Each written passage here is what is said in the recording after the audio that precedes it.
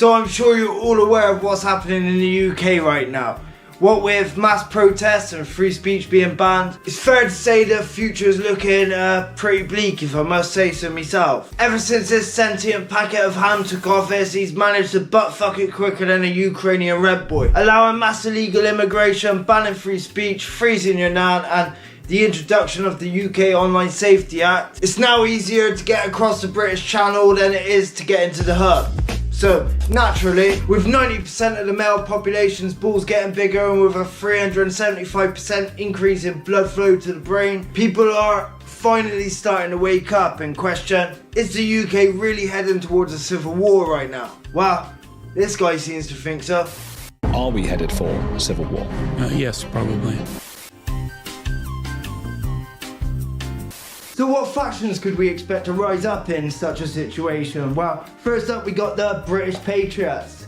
Good old boys and girls with bulldog tattoos, 3 lions on their shirts and a curry waiting for them at home that the missus has made. All battle strategies will be planned in a local pub, fueled by 8 pints and a packet of pork scratchings for energy. Now, you'd think that would be our downfall, but little do our enemies know that we've won countless invasions in the past and also a World Cup back in 1966. And because there hasn't been a proper World Cup since then, we're obviously the reigning champs still. Of course, we'll be joined by the Welsh, Scottish and Irish Patriots, along with any remaining members of the British Army and Police Force that still believe in the British public. Second, we have the Ops. So first of all, we have our blue-haired friends, the lefties, obviously headed by Antifa. You'll smell them before you see them. They're easy to spot as they'll be wearing masks, brightly coloured hair and smell like BO and bug spray. Now these lot fold quicker than a whore's legs on a Friday night, so no need to worry. I mean, I'm preparing, but take a look how that's going.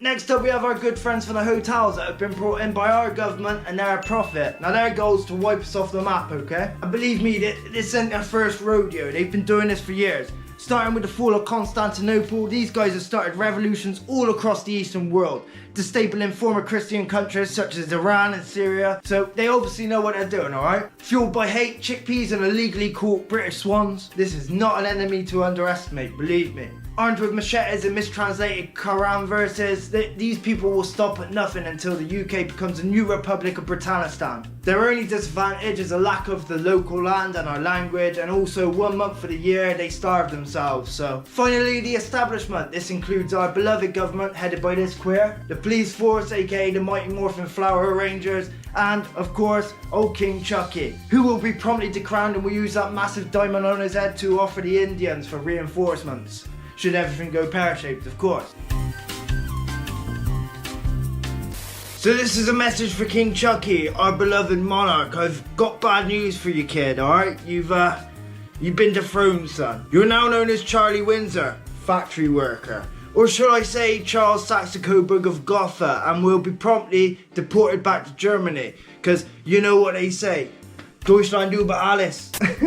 I don't know how I haven't been banned yet. Anyway, for anyone who thinks that this might cost a bit to our economy, you'd be wrong. The British taxpayer will no longer be paying their wages, and eventually we can turn Windsor Castle into a proper tourist attraction. Anyway, for anyone who thinks this is going to cost our economy greatly, well, first of all, he's either going to have to go and get himself a counterbalance license or fuck off, alright? Secondly, we'll be able to turn Windsor Castle into a proper tourist attraction, so we can charge people travelling from other countries to have a proper tour of the castle. So we can get some middle-aged guy called Gary taking people on tour, showing where our Liz kept the corgis and where Andrew, well, we ain't going to show him what Andrew kept there, alright? Now the only reason we have a monarchy in the first place is these people decided that they were adorned by God to rule the country, alright? And because you've so far proven this untrue, Charles, because of your admiration for other faiths, failing to recognise Easter while simultaneously letting other faiths pray in your residence, it's clear that the previous reasoning for your family's position is now null and void.